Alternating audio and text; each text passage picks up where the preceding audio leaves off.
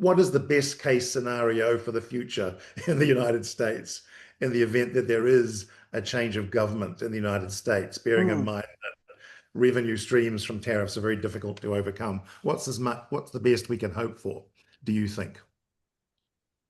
Okay, so I'll try to make this short.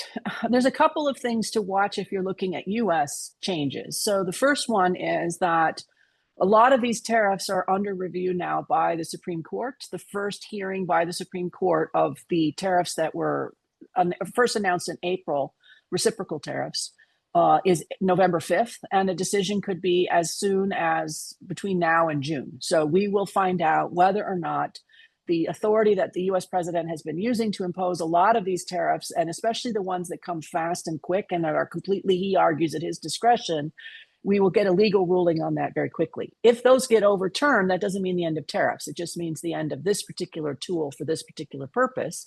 And as a result of that, they've been rolling out a whole lot more of these, what are called Section 232s on sector specific areas.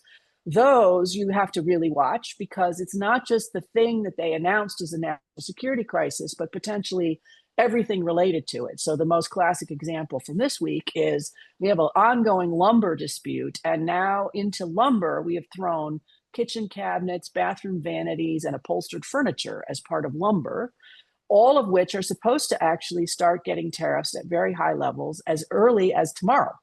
We're still waiting for the details on this, but it's coming up very fast. And so those kinds of tariffs are going to roll out. And I keep joking, for New Zealand in particular, that at some point we might start tariffing the things you eat, like nachos, as you sit on the couch watching whatever you're doing. And so all of a sudden, cheese ends up being part of a national security argument because you ate the cheese on the nachos sitting on the sofa, which is built of wood. I mean, that's where we're at. So I would expect continuing use of tariffs for novel approaches for different reasons to be announced at whim, basically, even in a end of a EPA tariff environment. Now, future administrations are still going to use tariffs, but I don't think they're going to use them quite so capriciously. I think this is a particular obsession of Donald Trump. If you have a different government, you will probably not use them in this manner. But to unwind any of the damage that the United States is causing to its reputation and its status is going to be difficult. Rebuilding trust is going to take, I'm assuming, the rest of my lifetime. I have no idea. I mean, maybe the Americans are much more savvy this time than I imagine, but it's going to be this is a long process of rebuilding. And we shouldn't think it's going to end soon. And finally, just to reiterate this about the 100th time, the man loves his tariffs. So expect him to keep threatening them at any moment, whenever, especially, he feels the spotlight is not on him or he feels threatened by something else. New tariff announcement. So just get ready for those kinds of things to continue, that steady drumbeat.